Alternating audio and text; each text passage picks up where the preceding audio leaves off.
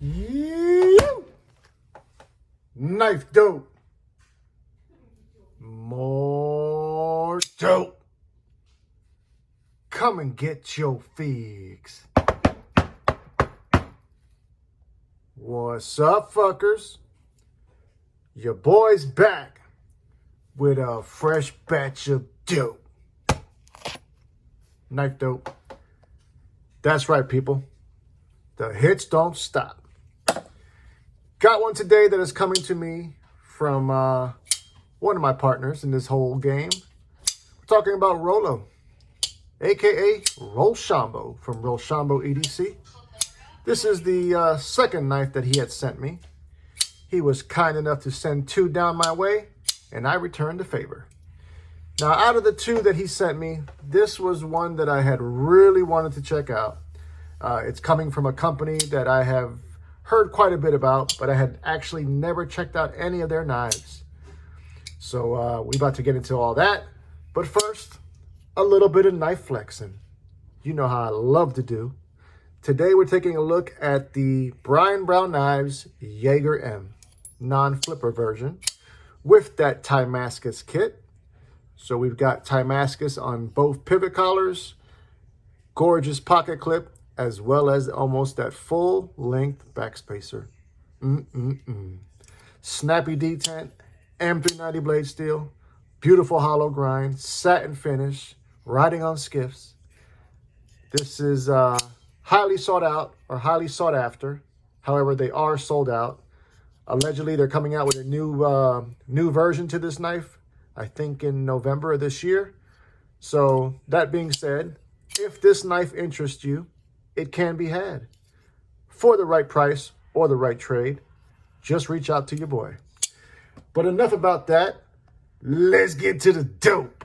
Okay, Midgards Messer is the company.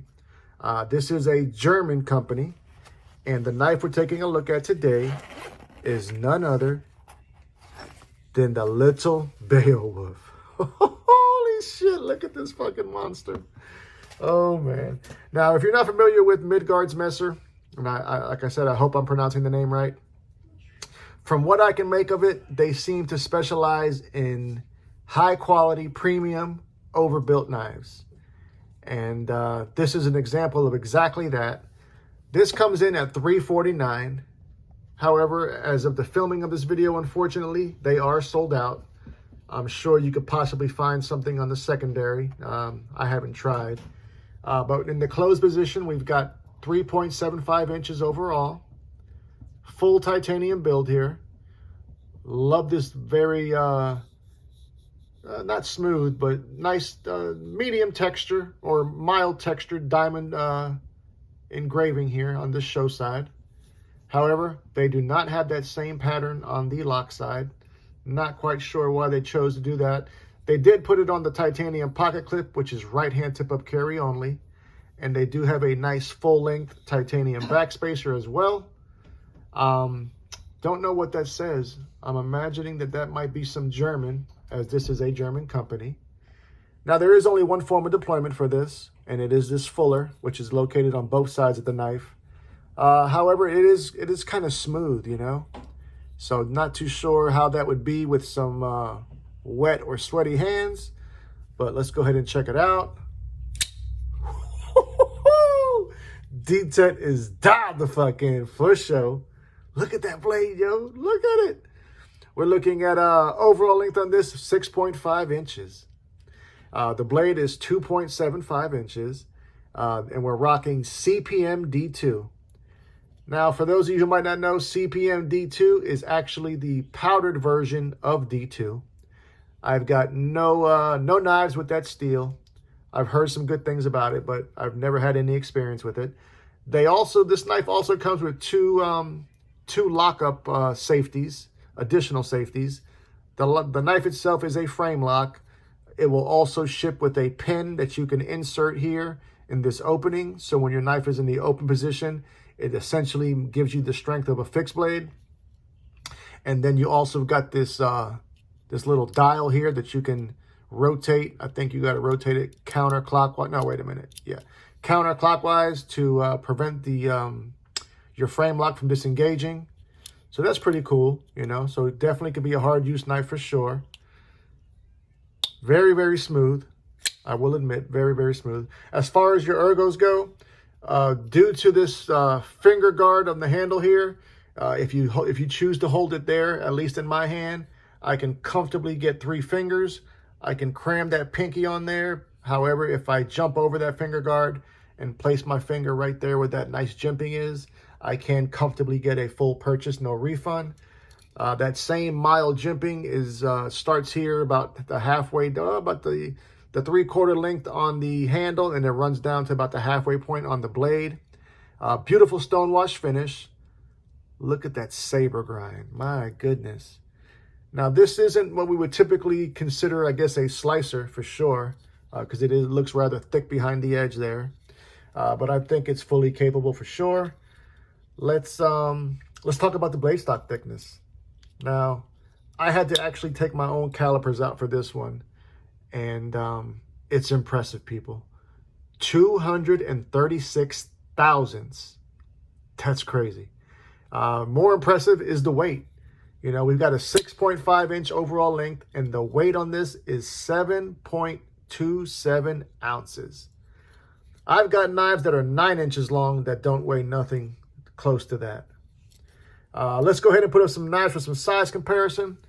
Basically, a little bit of knife flexing. You know how I like to do. First up, let's go with some American vibes. Coming in with the Spyderco Shaman, which is also classified as a hard work knife. And there we can see it up against that. I think the primary job for this Beowulf when they created it, or its primary function, was to prepare you for the apocalypse. I honestly think that. Next up, the legendary Spyderco Para 3. So once again, bigger than the little Beowulf. Yeah, so if an apocalypse is coming, people, make sure you go buy yourself a Beowulf. Let's do a couple more, shall we? How about this one? Urban EDC F5.5, baby. Woo! So we can see that the little Beowulf is actually about the same overall. Oh, no, wait a minute. That F5 is ever so slightly longer. Next up, Vosteed's in the building. We're looking at the Vosteed Raccoon. This one is one of the more recent drops with that new cleaver blade shape and the crossbar lock. So that little Beowulf is definitely smaller than that. Let's do 2 more. God damn it, 2 more. More American dope for your palate. Coming in with a legendary work knife in its own right. We're talking about the Demko AD20, baby. Definitely no match for the overall size of that Demko. Last but certainly not least, gotta bring you some Kaiser vibes. And we're gonna do this one. The Kaiser Sheepdog with the clutch lock apparatus. Now, speaking of Kaiser, I had several videos back. I had, I think, like 2 or 3 videos back to back, which were showcasing Kaiser knives. And I had somebody in the comments who made a comment that has really resonated with me because it was spot on. He said, you know, how can you call yourself a knife enthusiast or collector and not own several Kaiser knives? That was one of the truest statements I'd ever heard. So there we see the little Beowulf up against those two. So yeah, people, this knife is built for the apocalypse. Either that, or if you're trying to build a log cabin, you can cut down some trees. That's about the only purpose I can see with this thing. Maybe some self-defense vibes. I don't know. It's kind of small to wield around and then, you know, try to stick something with it. And then it is kind of hefty. So I just think it might just be a flex, you know. Midgards Messer just flexing, saying we built it because we fucking could. And ain't nothing wrong with that, you know. Max Ace does it all the time. So definitely impressed. German craftsmanship at its finest. I think that, excuse me. I think I will be trying to acquire one of these, one way or the other. Never can tell. Well, more importantly, what do you fuckers think? Are you fans of Midgards Messer? Are you a fan of the little Beowulf? Tell me all about it. Love you, mean it. Until the next time, cut something, cut someone. Just don't cut yourself. Stay dangerous, fuckers.